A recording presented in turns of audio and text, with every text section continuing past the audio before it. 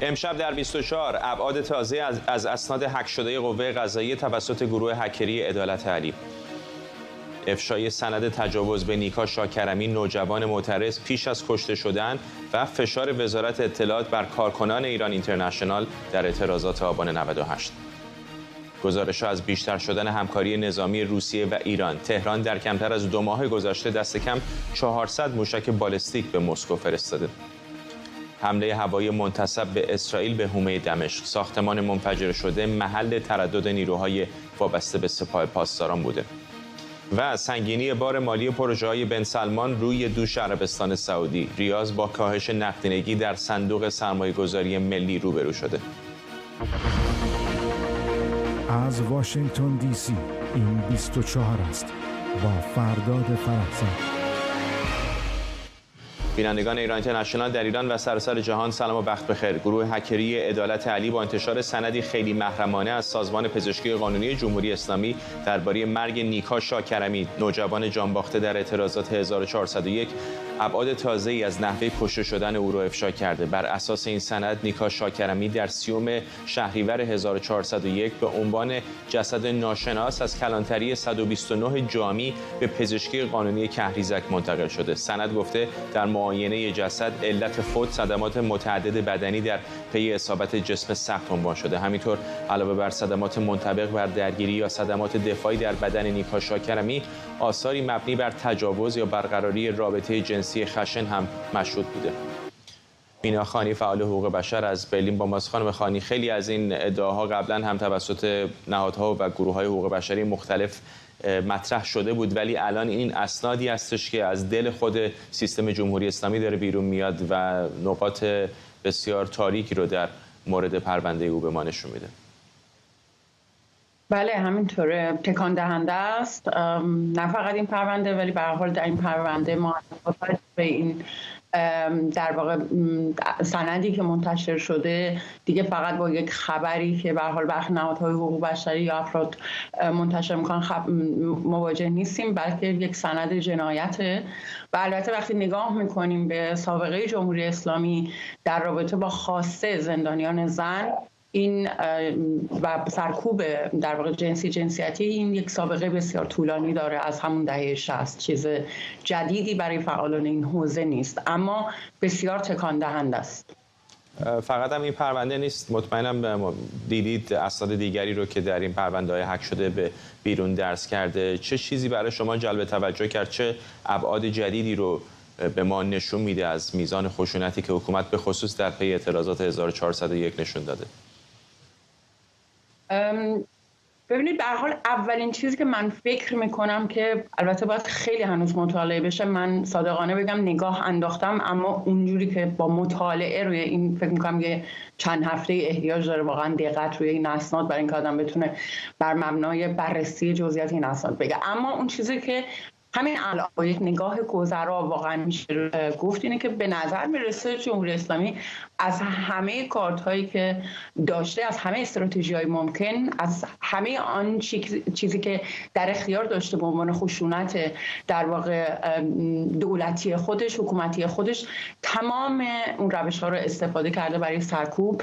به نظر میاد که جمهوری اسلامی خودش هم با این مواجه شده بوده. اول از همه خیلی به نظر میاد که براش تازگی داشته این سطح از مقاومت زنان در خیابان، یعنی به نحوی غافلگیر شده بوده پس از جنبش زن زندگی آزادی، پس از قتل ژینا، واکنش مردم، و به نظر میاد که خب واقعا خودش رو نزدیک به سقوط میدیده که از این سطح از خشونت در خیابان‌ها در بین مردم در واقع استفاده میکنه. ممنونم از شما مینا خانی، فعال حقوق بشر از برلین آلمان.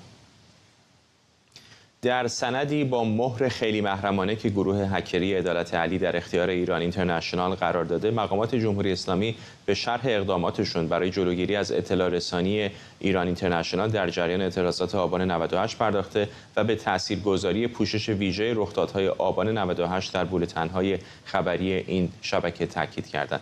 در این نامه که با مهر خیلی محرمانه است، با امضای مدیر کل حقوقی قضایی ضد جاسوسی وزارت اطلاعات، خطاب به دادستان عمومی و انقلاب تهران آمده که با هدف به هم ریختن آرامش روانی کارکنان ایران اینترنشنال 15 نفر از خانواده‌های اونها در سراسر کشور به وزارت اطلاعات احضار شدند و به اونها درباره تبعات ادامه همکاری فرزندانشون هشدار داده شده. این سند افشا میکنه که یکی از شیوه‌های وزارت اطلاعات برای مقابله با ایران اینترنشنال مسدود کردن شماره تماس‌های این شبکه بوده. همینطور در بخش دیگری از این نامه وزارت اطلاعات گفته برای فشار بیشتر بر کارکنان این شبکه 71 نفر از روزنامه‌نگاران و مجریان خبر این شبکه ممنوع المعامله شدند. علیاصغر رمضانپور سردبیر اجرایی خبر ایران اینترنشنال از لندن با ماست. میدونم که این تجربه است که با پوست و گوشت بسیاری از همکاران ما اون رو لمس کردن، ولی چه حسی داشتید وقتی این اسناد از داخل ایران نشون میداد که عمق تلاش‌های جمهوری اسلامی برای آزار و اذیت هم کارکنان هم خانواده‌های اونها چقدر زیاد هست؟ فرداد، با وجود اینکه من از کلیت این ماجرا اطلاع داشتم، یعنی درست در همون روزهایی که این به اصطلاح اعتراضات سراسری آبان جریان داشت و ما اون رو پوشش خبری میدادیم، چند نفر از همکاران ما به من گفتند که در واقع تماس گرفتن با خانواده های اونها و اونها رو در یک مورد به ستاد خبری وزارت اطلاعات و در یک مورد به یک مرکزی که به سپاه به اصطلاح وابسته است احضار کرده بودند. ولی در اون زمان تصور ما این بود که این فقط همین در واقع چند مورد شاید بوده. به همین دلیل وقتی که من این نامه رو دیدم برای من خیلی تکان دهنده بود این گستردگی در واقع تصمیم هایی که درست در همون هفته اول اعتراض ها گرفته شده. گویی اولین واکنشی که مقام های امنیتی در ایران داشتن برای جلوگیری و مقابله با اعتراض ها این بوده که شروع کنن به این که پوشش خبری در مورد اعتراض ها رو به شدت متوقف بکنن. به همین دلیل مسیری که به طور عادی باید ماه‌ها جریان به اصطلاح قضایی و اداری داشته باشه، مثلا همونطور که شما اشاره کردید ممنوع المعامله کردن یک فهرست 71 نفره رو در عرض چند روز انجام دادم، برای اینکه وقتی به تاریخ نامه نگاه میکنیم از فاصله شروع این اعتراضات که چیزی در حدود یک هفته به طول انجامید تا تاریخ این نامه چیزی در حدود 2 هفته میگذره. و نکته جالبتر این برای من خیلی تکان دهنده بود که اون نامه در واقع یک مقام ضد جاسوسی داره به بالاترین مقام قضایی تهران و در واقع میشه گفت ایران، برای اینکه حتی رئیس قوه قضایی هم این شأن در واقع قضاوت قضایی رو نداره در حد دادستان عمومی و انقلاب تهران، دیکته میکنه که چه اتفاقی افتاده، نه اینکه به عنوان یک ضابط قضایی بر اساس مقررات ایران در واقع پرونده رو به جریان بندازه. همه اینا برای من بسیار تکان دهنده بود. خیلی غریب و شاید به یک شکلی تلخ و شیرینه، نه که اینقدر کاری که به خصوص ما اینجا در ایران اینترنشنال داریم میکنیم تاثیرگذار روی زمین در ایران و در عین حال اینقدر همکارانمون مستقیم و غیر مستقیم هزینه‌های سنگینی دارن پرداخت میکنن. در حین صحبت‌های شما تصاویر پلیس مسلح لندن رو می‌دیدیم در بیرون ساختمان قبلی ایران اینترنشنال. می‌دونیم که تهدیدات جانی، تهدید بمبگذاری اینها بوده از کسانی که گمان میره ارتباط دارن با جمهوری اسلامی. این در داخل لندن و در داخل ایران هم خانواده‌ها، خود بچه‌ها چقدر مورد اذیت قرار میگیرن. چه حسی داره برای شما به عنوان سردبیر اجرایی خبر ایران اینترنشنال وقتی میبینید از یک طرف اینقدر کار مؤثر هست در داخل ایران و از این طرف هم اینقدر فشار روی بچه‌ها؟ واقعا فرداد، برای من با وجودی که خب همه دوست هستیم، همکار هستیم، در یک جریان کار اجرایی و کار خبررسانی داریم میبینیم، باعث افتخار هست. به این خاطر که من بیاد میارم الان به خاطر این نامه میتونم بگم حتی در همون روزها بعضی از دوستان ما که خانواده هاشون احضار شده بودن در اون زمان که پوشش اتفاقات بود اصلا با ما مطرح نکردن، برای اینکه نگران این بودن که اگر مثلا این خبر رو بازتاب بدن و مطرح بشه در تحریریه و در اتاق خبر ممکنه روی کسانی تأثیر منفی بذاره و حتی بعضی از خانواده ها خودشون این کار رو نکرده بودن و اطلاع نداده بودن برای اینکه نکنه اون خبرنگاری که اینجا داره کار میکنه تحت تاثیر قرار بگیره.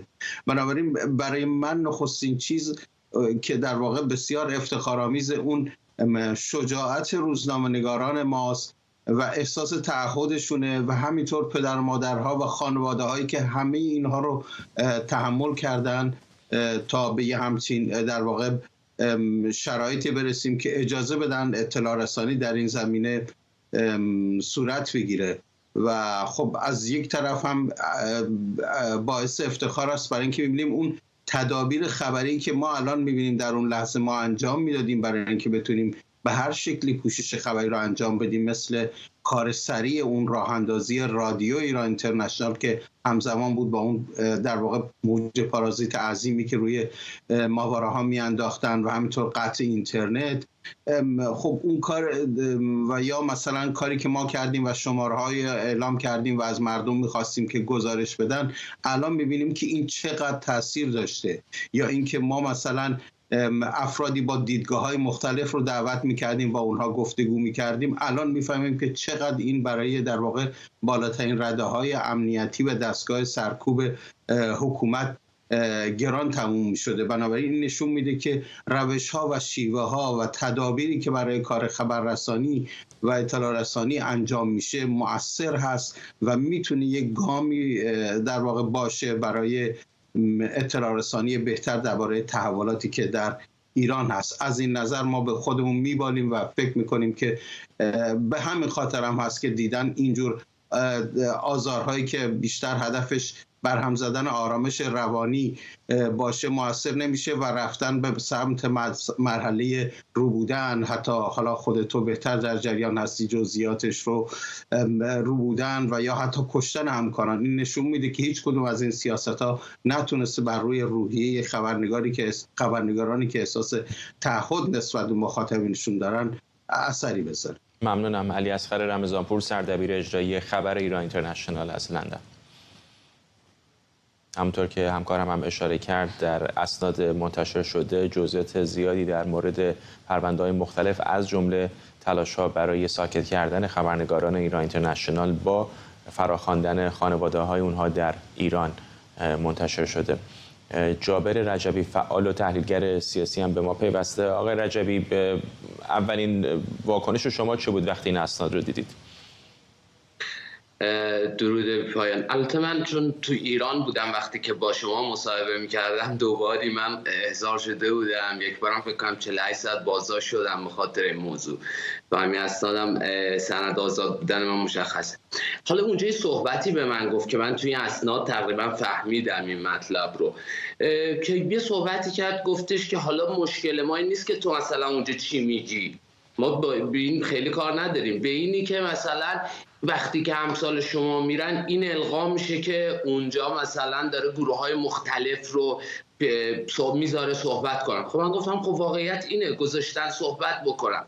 گفت این شکلی مردم بعضی از مسائل رو شاید نتونن بفهمن و اون موقع دچار اشتباه میشن در مورد حاکمیت. حالا یعنی چی؟ یعنی وقتی که میایم روی این سند نگاه میکنیم میبینیم که هر چیزی رو که اونها به خاطرش این کارها رو کردن همش در چارچوب رسانه بوده.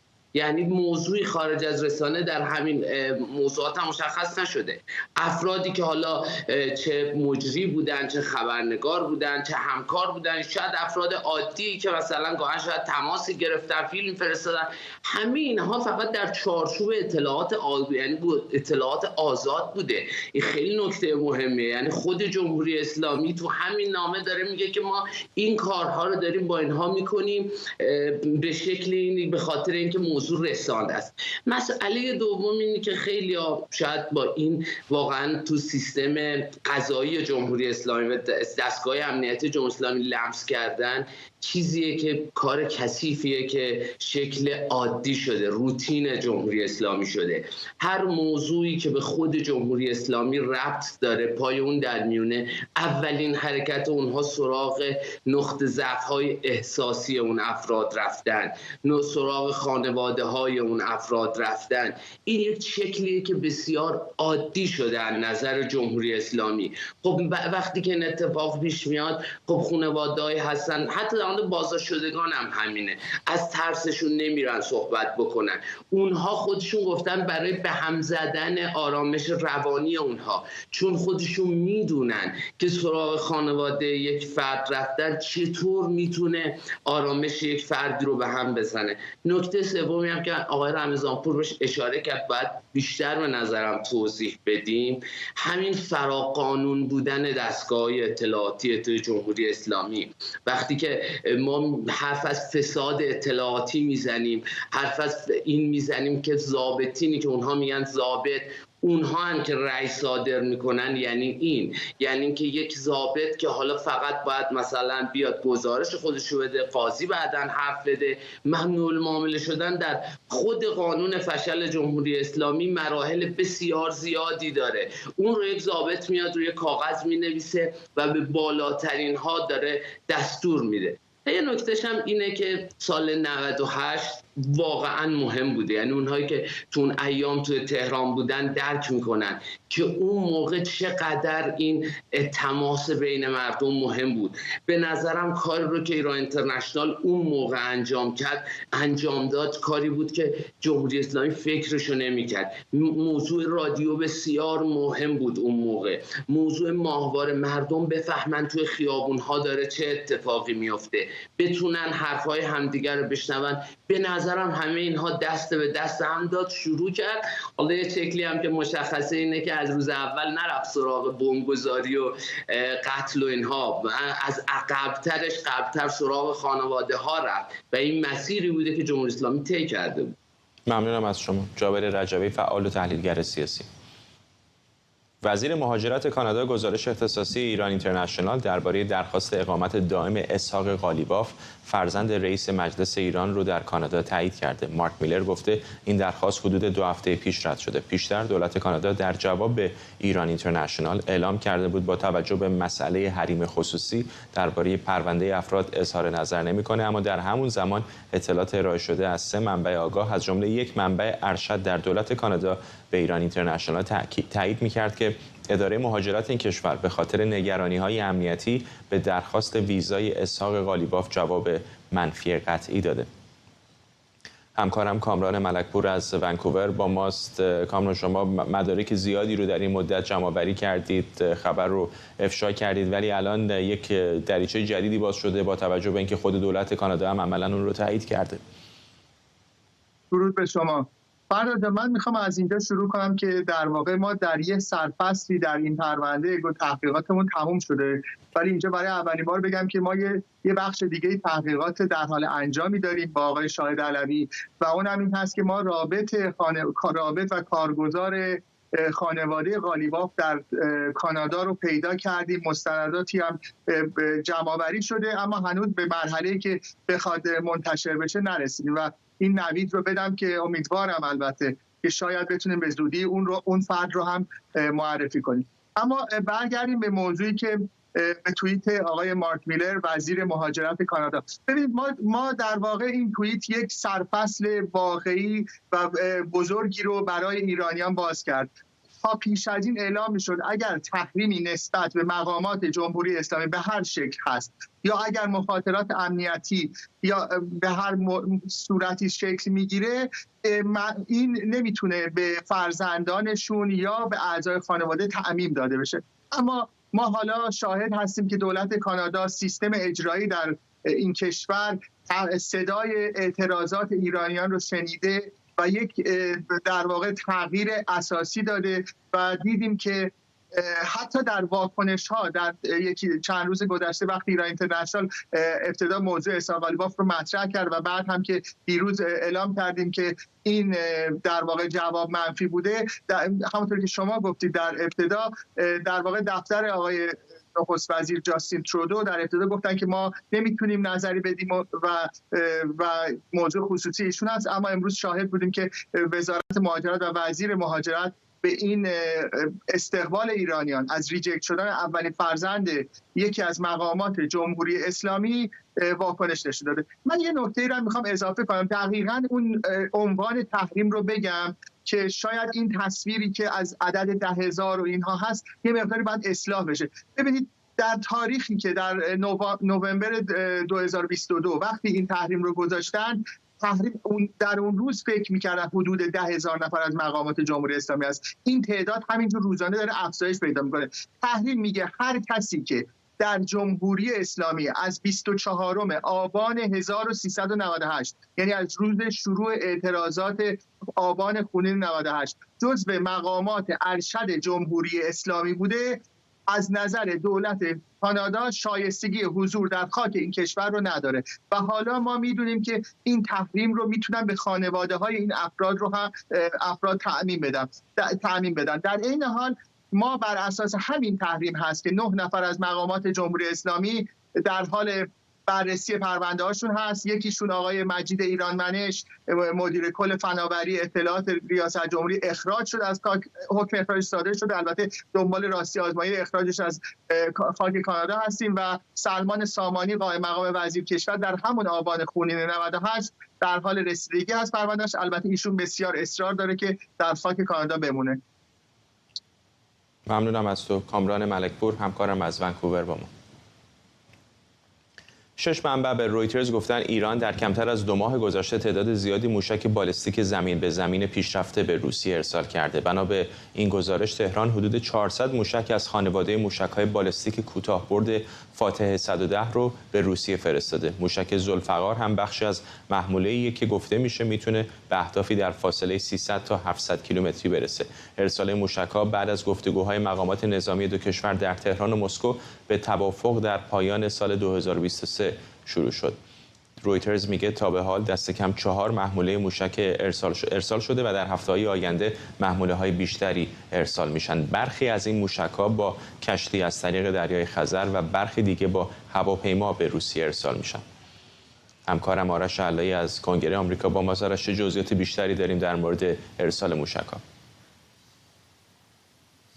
همونجور که تو گفتی رویترز میگوید که اینها موشک‌های بالستیک کوتاه‌بردی هستند از خانواده فاتح 110. البته یه جا گفته از فاتح 110، یه جا گفته فاتح 100. احتمالاً غلط املایی است. نشون میداد که فرداد فقط من نیستم، بعضی وقتا غلط املایی میکنم، تو ایرادهای منو میگیری. رویترز هم میتونه غلط املایی داشته باشه. اما جدای از اون یادمون هست که جک سالیوان مشاور ارشد امنیت ملی کاخ سفید و همچنین آقای جان کربی هماهنگ کننده ارتباطات استراتژیک کاخ سفید در ماه ژانویه گفته بودند نگران توافقات نظامی بین ایران و روسیه هستند و اون موقع گفته بودند که جمهوری اسلامی بنا دارد یه سری موشک‌های بالستیک به روسیه تحویل بدهد، اما هنوز تصمیم نگرفته. این گزارش رویترز نشان می‌دهد که احتمالاً اون موقع جمهوری اسلامی تصمیمش رو هم گرفته بوده. همونجوری که گفتی چند محموله ارسال شده. چند منبع در جمهوری اسلامی و روسیه با رویترز صحبت کردن، با وجودی که وزارت دفاع روسیه و جمهوری اسلامی صحبت نکردن. اون منابع به رویترز گفتن از طریق دریای خزر و از طریق هواپیما. و بعد هم یکی از این منابع که نزدیک بود دست به سپاه پاسداران گفته است دلیلی نداره جمهوری اسلامی بخواد اینها رو مخفی هم بکند، به خاطر که طبق قطعنامه‌های شورای سازمان ملل متحد و شورای امنیت سازمان ملل، جمهوری اسلامی اکتبر پارسال محدودیت‌های فروش سلاح‌هاش مخصوصاً موشک‌های بالستیکش برداشته شده. حتی چند روز بعد از حملات 7 اکتبر بود تا اونجا که من یادم هست. و اون موقع هم از دولت بایدن اینجا در کنگره انتقاد شد که چطور اجازه دادن که این محدودیت‌ها برداشته بشود بر جمهوری اسلامی. اما به هر جهت رویترز میگوید که روسیه الان احساس میکند با وجود اینکه در کنگره آمریکا الان چندین بار به تعویق افتاده است بسته کمک‌های دفاعی اوکراین و این چیزی که رویترز میگوید اوکراینی‌ها به شدت در مضیقه هستند، مخصوصا در مورد سپرهای دفاعی موشکی و دفاع ضد موشکی. و الان رویترز میگوید قبلا روسیه از کره شمالی یک سری موشک‌های بالستیک رو گرفته بود. موشک‌های بالستیک استفاده کرده بود، بسیار خطاشون بالا بود، از 24 تا 22 تاشون خطا رفته بود. اما رویترز میگوید موشک‌های سری فاتح 110 که حالا ذوالفقار هم بخشیش هست نقطه زن هست، دقت بالایی دارد و جمهوری اسلامی هم قابلیت اینه که اونها رو تولید انبوه کند و بیشتر به روسیه بفرستد وجود دارد. بنابراین منابع به رویترز میگویند که این آخرین محموله ها نخواهد بود. در ضمن رویترز میگوید که روسیه میخواهد از این فرصت که سیستم‌های دفاع ضد موشکی اوکراین ضعیف است استفاده کند، 400 موشک بالستیک قدرتمند میتونن حفره بزرگی ایجاد کنن فرداد در سیستم دفاع ضد موشکی و در سیستم دفاعی اوکراین. اما اوکراینی ها به رویترز گفتن هنوز شواهدی ندیدند در مورد استفاده از این موشک‌های بالستیک سری فاتح 110 در میدان‌های نبرد. ممنونم از آرش شعله‌ای، خبرنگار ما در کنگره آمریکا. خبرگزاری دولتی سوریه از اصابت چند موشک اسرائیلی به یک ساختمان مسکونی در جنوب غربی دمشق گزارش داده. رویترز به نقل از شاهدان عینی از انفجارهای پیاپی در این منطقه خبر داده. گزارش‌ها میگن این حمله 3 کشته و 10 زخمی به جا گذاشته. ساعتی بعد از این حملات خبرگزاری‌ها از شنیده شدن صدای انفجارهایی در دمشق گزارش دادن. اسکای نیوز عربی هم خبر داده بعد از این حملات پدافند هوایی سوریه فعال شده. دیدبان حقوق بشر سوریه اعلام کرده ساختمانی که هدف قرار گرفته محل عبور و مرور پیوسته نیروهای سپاه پاسداران و حزب الله لبنان بوده و هدف حمله امروز هم ترور یکی از این شخصیت‌هاست. گزارش دیدبان حقوق بشر میگه این حمله ساعتی بعد از حملات نیروهای نیابتی جمهوری اسلامی به محل استقرار نیروهای آمریکایی در میدان گازی کونیکو در شرق سوریه انجام شده. مهرداد فرهمند، تحلیلگر مسائل خاورمیانه از استانبول با ما. آقای فرهمند، یک، چقدر واقعا به نظرتون احتمالی که اسرائیل پشتش باشه درسته و 2، احتمالاً هدفشون چه بوده از چنین حملاتی؟ خب به هر حال به نظر میرسه با توجه به الگوهای قبلی، با توجه به حملات قبلی که اسرائیل کرده به فرماندهان سپاه و حزب الله در سوریه و با همین شیوه بوده و در این حال مسئولیتشون رو هم گردن نگرفته، به احتمال زیاد به نظر میرسه که این حمله هم کار اسرائیل باشه. نکته قابل توجه در مورد این حملات اینه که از زمانی که ایران نیروهای نظامی در سوریه مستقر کرد، سپاه پاسداران در سوریه مستقر شد که الان داره تقریبا 11 سال میشه از اون زمان میگذره، از همون سالهای نخستینش حملات اسرائیل هم به مقرهای سپاه پاسداران در همچنین حزب الله لبنان در سوریه شروع شد.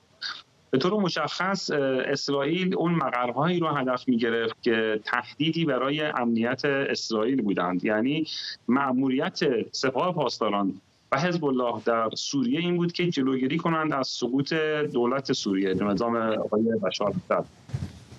ولی ایران از فرصت حضور نیروهای نظامیش در سوریه استفاده کرد برای اینکه بتونه استحکامات ایجاد کنه و در واقع مقرهایی ایجاد کنه که در آینده بتونه از اونها علیه اسرائیل استفاده بکنه. اسرائیل هم این نکته رو دریافت و شروع کرد به هدف گرفتن اینها و بارها و بارها این حملات تکرار شده. تفاوتی که الان کرده اینه که اسرائیل قبلا فقط به مقرهای نظامی حمله میکرد، به مقر رادار حمله میکرد و جاهایی که انبارهای مهمات حمله میکرد، به کاروانهای مهمات حمله میکرد. اما از اخیراً در هفته‌های اخیر داره به مناطق مسکونی حمله میکنه، مناطق مسکونی که در مناطق بالای شهر سوریه هستش و اونجا هم میتونه دفاتر باشه، هم محل سکونت نفرات ارشد سپاه پاسداران و حزب الله و لبنان باشه، در جاهای مثل کفر سوسه دمشق یا در مزه که اینجا 2 تا منطقه در واقع بالای شهر دمشق حساب میشن، مناطق دیپلمات نشینند. این تغییری است که در واقع الگوی حملات اسرائیل نسبت به نفرات سپاه و حزب الله انجام شده، در حالی که اسرائیل پیشتر هم میتونست به این مقرها حمله کنه. یعنی در سالهای قبل هم اسرائیل این امکان رو داشت که در دمشق بیاد محل سکونت یا کار فرماندهان ارشد سپاه رو هدف بگیره، ولی این کار رو نمیکرد، فقط به مناطق نظامی محدود میکرد حملاتش، ولی الان دیگه وارد مناطق غیر نظامی هم شده.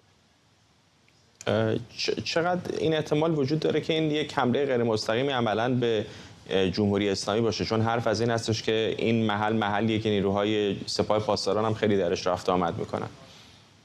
خب دقیقاً هدف اصلی جمهوری اسلامی حالا میخواد قربانیانش حزب الله باشند یا فرماندهان سپاه باشند. در حملات قبلی دقیقاً در همین محلات ما دیدیم که فرماندهان سپاه کشته شدند.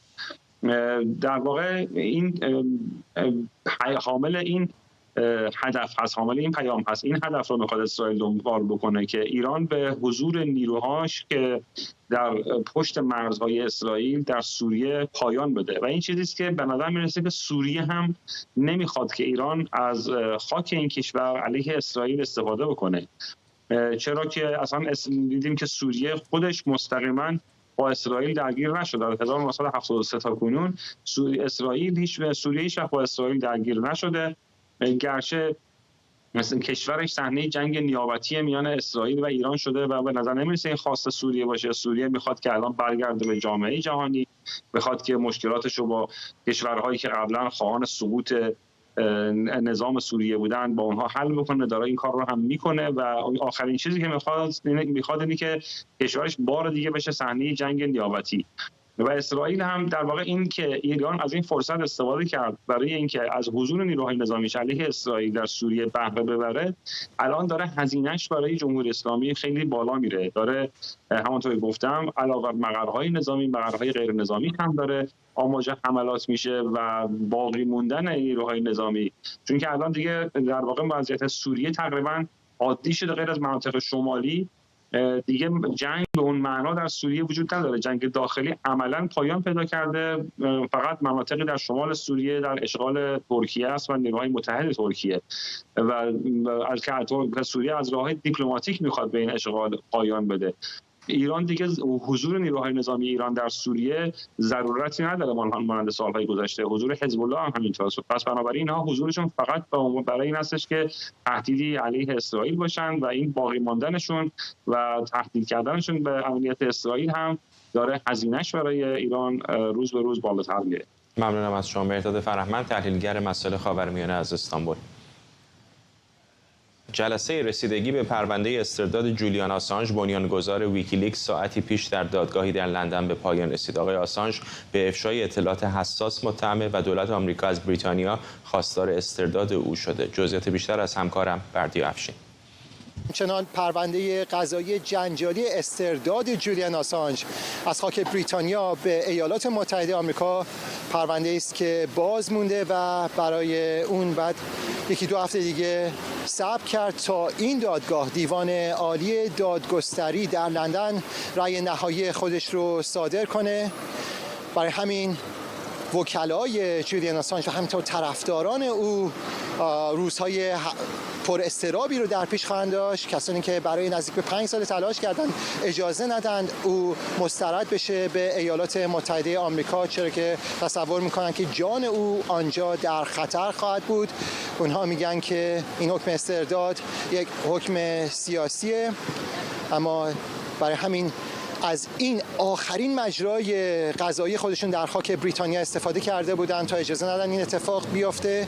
و همین شاهد دو جلسه استماع طی روزهای سه‌شنبه و چهارشنبه بودیم. در جلسه آخر استماع در روز دوم، روز چهارشنبه، این وکلای ایالات متحده آمریکا بودند که میگفتند برخلاف اون چیزی که وکلای جولیان آسانژ مطرح کردند، رفتار و کردار این یکی از بنیانگذاران ویکیلیکس با افشاگری اسناد رفتاری روزنامه نگارانه افشاگرایانه نبوده، بلکه او با مطرح کردن نام بسیاری به شکلی بی ملاحظه و بی مبالات جان بسیاری رو به خطر انداخته. بردیا افشین گزارش میداد. این رو هم بگم که پرونده جولیان آسانژ رو با جزئیات بیشتر در بخش دوم برنامه 24 امشب بررسی می‌کنیم. وال استریت ژورنال میگه میزان نقدینگی صندوق سرمایه‌گذاری عمومی عربستان سعودی به دلیل پروژه‌های بسیار پرهزینه تا 3/4 کاهش پیدا کرده و به حدود 15 میلیارد دلار رسیده و ریاض برای جبران این خلأ به وامگیری و فروش بیشتر سهام شرکت نفتی آرامکو رو آورده. کاهش نقدینگی صندوق سرمایه‌گذاری عربستان سعودی در حالیه که ریاض چندین پروژه بزرگ از جمله شهر خطی هوشمند و سرمایه‌گذاری روی تراشه به ارزش 100 میلیارد دلار روی دست داره. این پروژه البته فقط بخشی از طرح ریاض با عنوان چشمانداز 20C هستند که هدف اون تنوع بخشی به اقتصاد متکی به نفت این کشور اعلام شده. بخش دیگر طرح چشمانداز 20C راه اندازی خط هواپیمایی جدید، سرمایه‌گذاری در ورزش، فناوری و توسعه ابرشهر 500 میلیارد دلاری نومه. اما حالا وال استریت ژورنال میگه در ریاض نگرانی‌هایی درباره این میزان از هزینه و تأثیر منفی اون بر وضعیت مالی کشور مطرح شده. چالش دیگر ریاض جلب سرمایه‌گذاری خارجی دونسته شده که ممکنه با افزایش هزینه‌ها به کوچک شدن مقیاس پروژه‌های محمد بن سلمان منجر بشه. محمد ماشینشیان، پژوهشگر ارشد حکمرانی در دانشگاه پیتسبورگ از پنسیلوانیا با ماست. آقای ماشینشیان، میدونم که بسیاری از به خصوص سرمایه‌گذاران بین‌المللی با روی خوش به رویکردهای عربستان سعودی نگاه می‌کردند و می‌کنند، اما چقدر فکر می‌کنید که پروژه‌های بلند پروازانه عربستان سعودی ممکنه واقعاً با حتی دارایی‌های کلان این کشور همراهی نداشته باشه؟ درود بر شما. این رو باید پذیرفت که پروژه هایی که این چشمانداز BC عربستان سعودی انصافاً بلند پروازانه است، جاه طلبانه است، اما از طرف دیگه باید انصاف داد که تحلیلگران و منتقدان با معیارهای خیلی سختگیرانه‌ای شرایط رو دارن تحلیل میکنن. برای اینکه من یه تصوری بدم به بینندگان، مثلا این بحث کسری بودجه‌ای که راجع به عربستان خیلی بزرگش کردن 2% GDP بود، یعنی کسری بودجه 2% GDP که این در بوق و کرنا به عنوان یک اتفاق بزرگ راجع بهش صحبت می‌کردن. یا در مورد بدهی عربستان نسبت به GDP،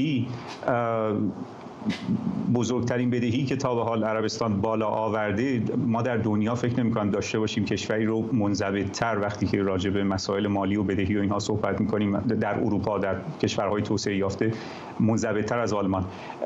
بدهی عربستان نسبت به GDP نصف آلمان هست. حالا من حرفم این نیست که بدهی بالا آوردن خوبه و باید عربستان خودش رو بدهیش رو به آلمان برسونه، اما صرفاً می‌خوام بگم که با معیارهای متعارف در دنیا کاری که عربستان داره انجام میده کماکان محافظه کارانه و منضبط هست. اما در عین حال سوالی که مطرح میشه این است که حالا چه عجله‌ای، و خیلی ها این رو مربوط میدانند به جوانگرایی. به شما تقریبا همه ویژگی های جوانی و جوانگرایی رو در این پروژه ها میتونید ببینید، هم جنبه های مثبتش و هم جنبه های منفیش. و اینجاست که من اتفاقا تصور میکنم میشه مقایسهش کردن رو با ایران. تصور میکنم که ساختار محافظه کارانه و سنتی عربستان چقدر به نفع این کشور داره تمام میشه. یعنی ملک سلمان، حاکم پادشاه عربستان، با کوهی از تجربه، ایشون دهه 50 میلادی، دهه 30 شمسی استاندار ریاض بوده. تصور کنید تا بال این کوه تجربه، و هرچند که عملاً دفکتو ولیعهد آقای محمد ابن سلمان داره امور اجرایی رو در کنترل داره، اما کماکان میشه اون انضباط رو، اون تجربه رو، اینها همه مهار میکنه و کنترل کرده تا حد زیادی جاه طلبی ها و بلند پروازی های ولیعهد جوان رو. میدونم که شما طرفدار اقتصاد باز هستید و خب بسیاری از این کشورهای حاشیه خلیج فارس اقتصادهای نسبتاً بازی دارن یا دارن بازتر میشن، مثل عربستان سعودی. و خب خیلی از این پروژه ها، مثلا این پروژه نوم عربستان رو هم میدونم که بخش قابل توجهش توسط شرکت‌های خصوصی داره انجام میشه، اما در بسیاری از موارد سرمایه اون و دستور اولیه تأسیس مثلا چنین شهرک‌هایی یا چنین خطوط هوایی از سمت دولت میاد. چقدر این رو در تناقض میبینید با اقتصادی که به صورت ارگانیک و آزاد باید فعالیت بکنه؟ سوال خیلی خوبیه. واقعیتش ببینید الان صندوق ثروت ملی عربستان میشه ادعا کرد حتی از دیدگاه اقتصاد آزاد و آزادی خواهی که به هر حال دارایی مردم عربستان، این دارایی رو به روش‌های مختلفی میشه مدیریت کرد و به کار انداخت. واقعیت اینه که الان در شکل فعلی این دارایی به شکل خیلی مسئولانه‌ای در عربستان به کار افتاده، به این ترتیب که 60% در خود عربستان سرمایه گذاری شده، 40% خارج از عربستان سرمایه گذاری شده، و اتفاقا یه بخشی از دارایی این صندوق نتیجه خصوصی سازی در خود عربستان. یعنی میخوام بگم که عربستان هم در حال حرکت به سمت بازتر کردن اقتصاد، نه فقط اقتصاد بلکه همینطور در زمینه زمینه‌های اجتماعی. یکی از نکاتی که من اینجا داخل پرانتز عرض کنم که کمتر در این معادله‌های ما اقتصاددان‌ها کمتر راجع بهش پرداخته میشه این است که یکی از طرح‌های آقای محمد ابن سلمان این هست که آزاد کردن، لیبرالایز کردن عربستان برای حضور و مشارکت فعالتر زنها و در هر جامعه‌ای زنها نیمی از جمعیت هستند و ظرفیت بالقوه زیادی داره. هر کشوری که خودش رو از نیمی از جمعیتش محروم کنه طبیعیه که از اقتصادش اونقدر که باید شاید نمیتونه از ظرفیت بالقوهش استفاده کنه و اگر این اتفاق بیفته شاید مهمترین اتفاق چشمانداز 20 عربستان مشارکت فعالتر زنها باعث بشه که زنان عربستان پیشران اقتصاد این کشور در آینده باشند.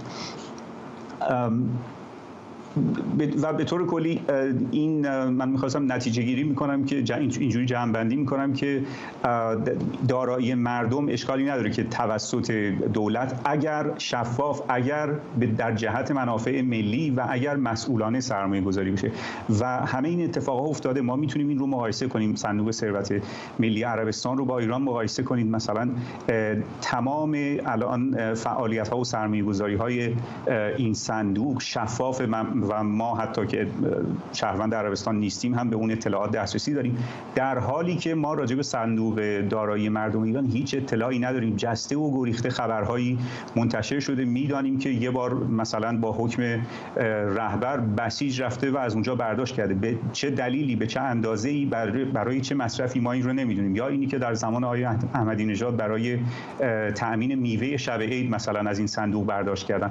یعنی نه سرمایه‌گذاری شده، نه مسئولانه بوده و نه شفاف. اما این اتفاقی که در عربستان داره میفته همه این ویژگی ها رو داره. ممنونم از شما. محمد ماشینشیان، پژوهشگر ارشد حکمرانی در دانشگاه پیتسبورگ از پنسیلوانیا. بر اساس آمارهای منتشر شده در آمریکا، کازینوهای کشور در سال گذشته میلادی بیش از 66 میلیارد دلار درآمد داشتند که بالاترین رقم درآمد در یک ساله. پیش بینی میشه که با احتساب درآمد کازینوهای متعلق به قبایل بومیان آمریکا که جزئیات اون در ماه‌های پیش رو منتشر میشه، کل درآمد قمارخانه‌های آمریکا به حدود 110 میلیارد دلار برسه. به گفته این اتحادیه، درآمد قمارخانه‌های آمریکا در مقایسه با سال 2022 که رکورد جدیدی بود، 10% افزایش پیدا کرده. همینطور گزارش شده که کازینوها در سال گذشته بیش از 14 میلیارد دلار مالیات پرداخت کردند. در همین حال اسوسییتد پرس میگه استفاده بیشتر از ربات‌ها و بهره‌گیری از هوش مصنوعی در انعطاف پذیری و رشد اقتصادی آمریکا نقش مهمی داشته و باعث شده بهره‌وری بیشتر و هزینه تولید کمتر بشه. سیامک جوادی، مدرس و پژوهشگر اقتصاد مالی در دانشگاه تگزاس از همین ایالت با ماست. آقای جوادی، معمولاً بالا رفتن هزینه‌ای که مشتریان در قمارخانه ها میکنن چه تصویری میتونه به ما بده در مورد چهره کلانتر اقتصادی کشور؟ درود بر شما. ببینید، رابطه بین قمار توی کازینو و گمبلینگ و شرایط اقتصادی یه رابطه خطی خیلی ساده نیستش. فاکتورهای خیلی زیادی درگیرن. این بحث قمار و رابطه با اقتصاد یه بحث کلاسیک خیلی قدیمیه. هم ما تئوری‌های زیادی راجع به این قضیه داریم، هم شواهد تجربی داریم. الان این چیزی که ما داریم در رابطه با آمریکا می‌بینیم که الان تقریبا به 110 میلیارد دلار سود این کازینوها رسیده، من به نظرم باید یکم صبر کرد و اجازه داد اطلاعات بیشتری بیاد تا بشه نتیجه‌گیری دقیق‌تری انجام داد. دلایل متعددی میتونه اینو باعث بشه که این به 110 میلیارد رسیده و همونجوری که شما گفتید بالاترین میزان درآمدزایی برای کازینوها بوده. ببینید، یکی از چیزایی که مثلا ما میدونیم اینه که وقتی که ضرر زیاد بشه، یک کسی در حال ضرر دادن باشه، اون فرد برای جبران ضررش ریسک بیشتری حاضر انجام بده. حالا ما تئوریایی داریم که خلاف اینو میگه، ولی ما پژوهش‌های تجربی انجام شده. مثلا تو فاینانشال اکونومیکس ما اینو داریم، کمپانی که داره ضرر میده خیلی جاها مدیران اون شرکت میان ریسک بیشتری میکنن. این یه بانک معروفی در انگلستان بود، بارینگز بانک، که تو دهه 90 دقیقاً به همین دلیل ورشکست شد که ریسک سرمایه گذاری رو زیاد کردن، میخواستن جبران خسارت بکنن. حالا شما شرایط امریکا رو در نظر بگیرید با تورم بالا، خب یه عده‌ای برای جبران درآمدی که به دست نیاوردن تو این دوران تورمی بالا، خب میرن ریسک بیشتری میکنن و قمار میکنن. یه دلیل میتونه این باشه. دلایل دیگه میتونه این باشه که دسترسی به شرط بندی و قمارخونه ها بیشتر شده. 5 ایالت تو سال 2023 اجازه قمار و شرط بندی تو ورزشگاه رو صادر کردن و الان عملیاتی شده، مثلا نبراسکا و اوهایو و کنتاکی، فکر کنم مین و ماساچوستس هم جزوشونه. و قماربازی آنلاین هم به گمانم نقش بزرگی بازی کرده دیگه، چون به طور سنتی آمریکا برخلاف اروپای قاره خیلی اجازه نمیداد. دقیقاً همینطوری، یعنی شما رگولیشن رو هم جوری تغییر دادن که کمک کرده به این قضیه. حرف من اینه که ما نمیتونیم لزوماً ما بگیم که کسایی که میرن قمار میکنن شرایط اقتصادی رو لزوماً خیلی خوب میبینن. واقعاً یک داینامیک دیگه‌ای وجود داره که افرادی که فقیرترن میرن ریسک بیشتر میکنن. سازمان‌های زیادی تو آمریکا سروی انجام داده، اما میدونیم مسائل مربوط به قمار، مشکلات مربوط به اعتیاد به قمار توی طبقه فقیر، توی طبقه با درآمد کم، توی جاهای مکانهای جغرافیایی تو آمریکا، کانتی هایی که درآمدشون پایینه، این مسئله بیشتره. ما بیشتر این مسئله رو می‌بینیم. آقای جوادی فرصت کمی داریم تا شماره دارم، می‌خوام اینم ازتون بپرسم، چون در بخش دیگری از این گزارش به استفاده از هوش مصنوعی و کارآمدتر شدن صنایع مختلف اشاره شده. می‌دونیم که الان یک نگرانی گسترده نه فقط اینجا در آمریکا، در سراسر جهان در مورد آینده هوش مصنوعی و ربات‌ها و تأثیری که روی بازار کار می‌ذارن وجود داره. چقدر فکر می‌کنید این میتونه مشت نمونه خرواری باشه که شاید اون نگرانی‌ها خیلی هم محلی از اعراب نداشته باشه و هوش مصنوعی بتونه به کارآمدتر شدن و بهینه‌سازی اقتصاد کمک کنه؟ نکته خیلی خوبی اشاره کرد. اتفاقا من می‌خواستم به اینجا برسم. یه بحث دیگه‌ای که در رابطه با این کازینوها وجود داره دقیقاً همین نکته‌ای که شما گفتین. این شرایط تورمی که ما تو 3 سال و نیم گذشته داشتیم و شرایط عبور از اون به نظر میاد به صورت تاریخی متفاوت از سالیان قبل بوده، دوران تورمی قبل بوده. ما بهره‌وری که الان داریم می‌بینیم، رشد بهره‌وری تو آمریکا یه عدد بی‌سابقه‌ای شده در مقایسه با حتی 30 سال گذشته. یعنی آخرین باری که ما یه همچین رشدی داشتیم برمیگرده به رشد به مسئله اینترنت و اون دات کام ها. الان 30 سال ما اینو نداریم. حالا اینو میشه از چند زاویه بهش پرداخت. آیا واقعا این بحث هوش مصنوعی و اتوماسیون یک موج جدیدی رو داره ایجاد میکنه یا این یه چیز مقطعیه؟ واقعیت اینه که الان ما توی نقطه‌ای قرار داریم که راحت نمیشه راجع به این نظر داد. من از نظر آکادمیکی اگه بخوام راجبش بحث بکنم، مقالات علمی که در بهترین جورنال‌های اکونومیکی داره الان چاپ میشه، مدل‌هایی که دارن انجام میدن، مدل‌های ریاضی که دارن انجام میدن، آینده خیلی جالب یا حتی در کوتاه مدت و میان مدت در پیش بینی نمی‌کنن. مثلا رشد درآمد پیش بینی میشه کاهش پیدا بکنه، نابرابری درآمد پیش بینی میشه کاهش پیدا بکنه، در نهایت زیاد خواهد شد. ولی موضوع اینه که اون در نهایت یعنی چقدر؟ ممکنه چندین نسل طول بکشه. حرف من جنبندی اگه بخوام بکنم اینه که به نظر میاد که این دوره تورمی که ما توش بودیم دقیقاً به همون علتی که شما فرمودین یکم متفاوت از دوران قبله. بحث سرمایه گذاری توی اتوماسیون، ربات‌ها و هوش مصنوعی باعث شده که شرکت‌ها با ورودی کمتر خروجی بیشتری بگیرن و ما اون رابطه سنتی بین نرخ بهره و unemployment rate، نرخ بیکاری و اکانومی رو یکم از بین برده. الان نرخ بیکاری اونجوری که پیش بینی میشد باید بالا بره بالا نرفته، از پایین ترین حدش تو 50 سال گذشته یکم بالاتره الان. این نشون میده که ما با شرایط جدیدی روبرو هستیم. باید صبر کرد، اطلاعات بیشتری گرفت و بعد نظر دقیق تری میشه داد. ممنونم از شما. سیامک جوادی، مدرس و پژوهشگر اقتصاد مالی در دانشگاه تگزاس از همین ایالت. دادگاه عالی ایالت آلاباما اعلام کرده جنین‌های منجمد آزمایشگاهی کودکن و مرگ اونها حکم سقط جنین غیرقانونی رو داره. صدور این حکم موجی از سرگردانی میان پزشکان این ایالت رو در روش‌های لقاح آزمایشگاهی و تردید بعضی زوج‌ها برای منتقل کردن جنین فریز شده به ایالتی دیگر رو در پی داشته. این جرم انگاری پیامدهای زیادی برای افرادی که به دنبال لقاح مصنوعی یا IVF و باروری آزمایشگاهی هستند داره. قاضی دادگاه عالی آلاباما در حکمش نوشته رویانهای خارج از رحم باید مطابق قانون ایالتی محافظت بشن، چون اونها کودکان متولد نشده‌ای هستند که در خارج از رحم بیولوژیک قرار دارن. این تصمیم توسط کاخ سفید محکوم شده. طبق تصویب قانونی در سنای آلاباما سقط جنین در هر مرحله از بارداری ممنوعه. تهمینه دهبزرگی، روزنامه‌نگار و حقوقدان اینجا در استودیو با ماست. حتی برای آلابامای بسیار سنتی و محافظه‌کار همین دیگه به نظر یک قدم زیادی است. اینطور نیست که حتی نطفه‌ای که در خارج از رحم مادر هست رو هم بخوان جنین به حساب بیارن و نابودی اون رو قتل.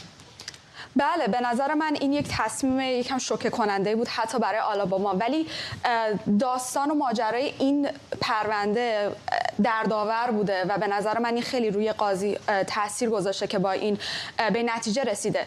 اتفاقی که افتاده، یک زوجی به یک مرکز مراجعه کرده بودن برای همین لقاح مصنوعی IVF و طبق فرایند پزشکی این چند تا از تخمک ها رو فریز میکنن و در یک یخچال های خاص که در دمای بسیار پایین اینا رو نگه می‌داره، اون نطفه ها رو نگه می‌دارن، چون به هر حال باید چند باری نطفه ها کاشته بشه تا یک بچه به هر حال شکل بگیره.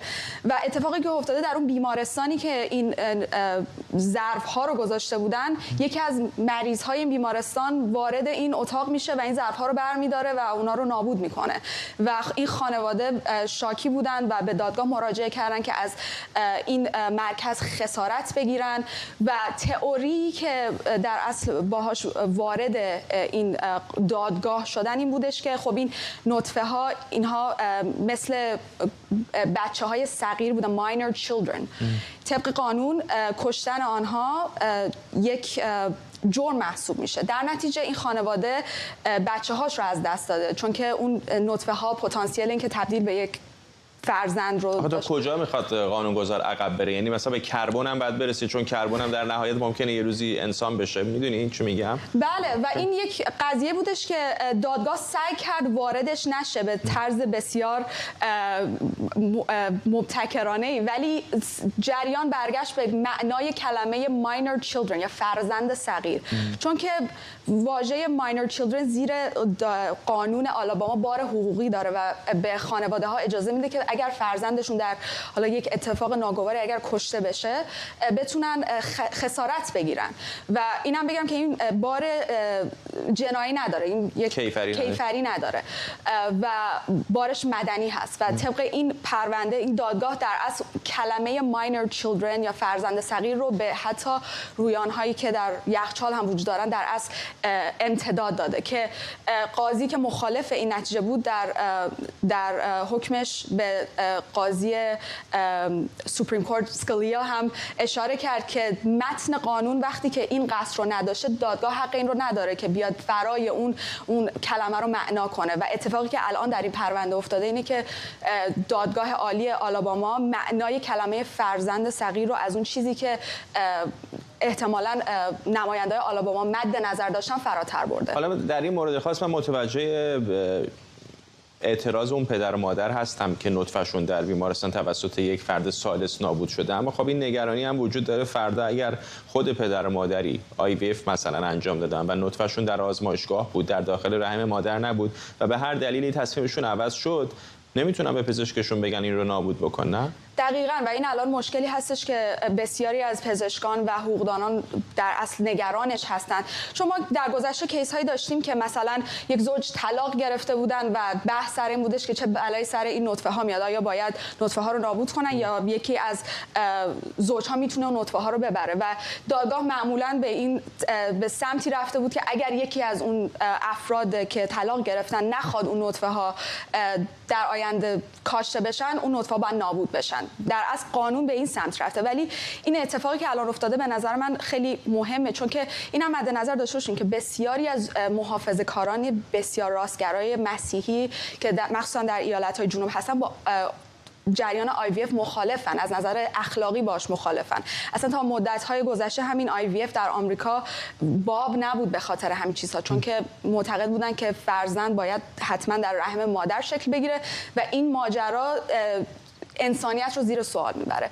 این هم هست، یعنی این قضیه یکم حالت فلسفی داره و بلکه بار حقوقیش هم که از جانب معنای کلمه هست و به نظر میاد که این احتمالاً نماینده های مجلس آلاباما به این قضیه واکنش نشون خواهد داد. ما هنوز ندیدیم. احتمالش رو میبینید که پرونده به دادگاه بالاتری بره؟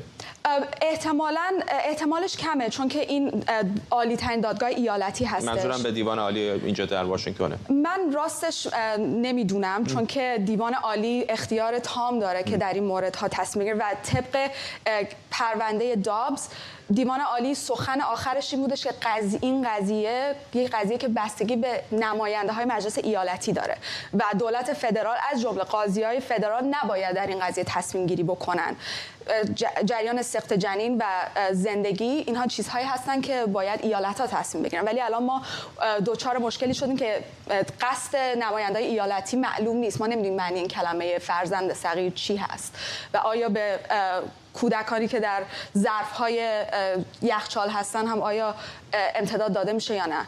و به نظر من این پرونده جدا از بار حقوقیش بار اخلاقی هم داره و به نظر میاد این حرکتی هست به سوی اینکه این جریان IVF رو بخوان در این ایالت‌ها کلاً جمع کنن. خیلی این قضیه بارها مطرح شده که IVF غیر اخلاقی هست و احتمالاً همین هم در همین راستا بوده. ممنونم از شما. تهمینه دهبزرگی، روزنامه‌نگار و تحلیلگر سیاسی اینجا در استودیو با ما. و ممنونم از شما که ما رو در این بخش از برنامه 24 همراهی کردید. برنامه رو با تصاویری زنده از سخنرانی جو بایدن در کالور سیتی در کالیفرنیا به پایان می‌بریم.